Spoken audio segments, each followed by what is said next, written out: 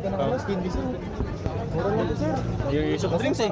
Ay, kakaiba naman to sir. Ice candy tsaka soft drinks, iba yun.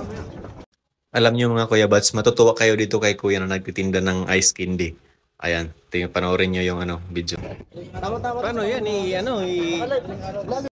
Mga tuwiran sana ako dito mga Kuya Buds, kaso na-divert niya ako. And that way, kaya masasabi ko sa kanya is magaling talaga siya na mag-sales stock. Vlogger ka sir? Ha? Shoutout sir? Yes, shoutout. Nakuha niya pa akong patawanin agad. Shoutout sa mga ano dyan, bumibili ng ice candy na. Sir, Ayan, si Sir may nagtitinda ng ice candy. Sarap pa yan? Hindi niya sinagot yung tanong ko kung masarap ba ang ice candy niya o hindi. Pero matutuwa ka sa sinabi niya dito. Nakalive ako sir. Pag hindi ka bumili sir, ano, nakalive. Nakalive ka? Bro. Shoutout Pambihira talaga ang paraan ni Kuya, naka-live pa. Kaya hindi ka talaga makakatanggi, lalo na vlogger ka. Shoutout sa live. Sir? Oh. Shout out. Oh, bili ako isa. Ano chan? Kuya Buds mo to. Ay, sikat na vlogger po na to sir. Huwag mo naman akong utuin Kuya na sikat na vlogger, baka gaganahan ako niya. Hindi, baguhan lang. Isa sir.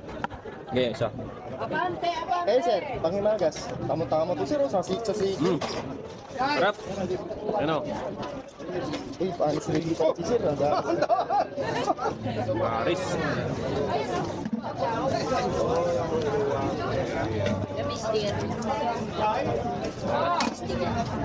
Wala, di ako nakadala eh.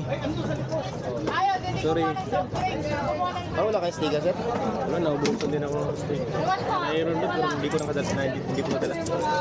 Thank you. Sir. Shoutout ka sir. Shoutout ka sir. Nakakahiya naman Kuya, mag-shout out pa ako. Isang ice candy lang binili ko. Shout out, yan, may ice candy, nabili tayo. Ano pangalan nito ng ice candy na to? Ha?